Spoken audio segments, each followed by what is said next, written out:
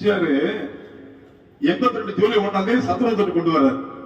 சத்துணவு இன்னைக்கு இருக்கு. மன்மோகன் சிங் சொல்றாரு எம்ஜிஆர் சத்துணவு எல்லா மாநிலங்களும் கடைபிடிக்கிறார். அது என்ன ஒரு பிரச்சனைனா சத்துணவு கொண்டு வரும்போது கருணாநிதி கேட்கிறார் அசம்பிளியில, என்ன இது மாணவர்களை பிச்சை எடுக்க வைக்கிற திட்டம், அது கணக்கு வாத்தியார் காயின் எடுத்துக்கிறார், தமிழ் வாத்தியார் தட்டு கழுவுறார். இவர் எம்ஜிஆர் சொன்னாரு, என்னுடைய தாயார் நான் சின்ன வயசு என்றபோது எலிபன் கேட்டதான் இருந்தார் எம்ஜிஆர். வாட்டாக் சொல்றது, என்னுடைய தாயார் ஒவ்வொரு வேளை கஞ்சிக்காக எவ்வளவு கஷ்டப்பட்டாங்கன்னு தெரியும். என் தாயார் வடித்த கண்ணீரை தமிழ்நாட்டில் எந்த தாயாரும் வடிக்க கூடாது என்பதற்காகத்தான் சத்துணவு கொண்டு வந்து சொன்னார் எம்ஜிஆர். அதிகாரி வழக்கு போல முடியாதுங்க, நிதிகள் எங்கன்னாங்க. நிதிகள் ராமாவரம் தோட்டத்தை வித்து நடத்த வேண்டாம், ராமாவரம் தோட்டத்தை வித்தா நீங்க சாப்பாடு கிளம்புங்க அதிகாரி. எம்ஜிஆர் சொன்னார், 17 லட்சம் தொண்டர் இருக்கான், ஒரு தொண்டை வீட்டுல ஒரு நாள் சாப்பிட்டுதான் இது காலம் பத்தாது, தொண்டை வீட்டுல சாப்பிடுங்க.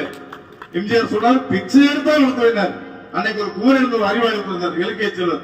அவர் சட்டமன்றத்தில் பேசுறாரு, மாண்புமிகு பேரவைத் தலைவர் அவர்களே, தங்கள் மூலமாக தமிழக முதலமைச்சர் சத்துணவு திட்டத்திற்கு செலவழிக்கிற தொகையை ஒரு தொழிற்சாலை கொண்டு வந்தால் ஏகப்பட்ட இளைஞருக்கு வேலை கிடைக்கும். இவர் உடனே எம்ஜிஆர் சிரிச்சுக்கிட்டே, பேரவைத் தலைவர்களே, இலக்கிய செல்வர் குமரன் கேட்கிறாரு, தொழிற்சாலை துவங்கி இருக்கலாங்கிறாரு, எவ்வளவு பேருக்கு வேலை கிடைக்கும் கேட்கிறாரு.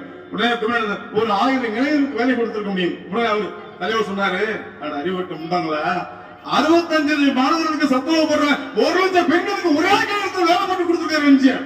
1 லட்சம் பெண்களுக்கு எவ்வளவு பெரிய விஷயம்.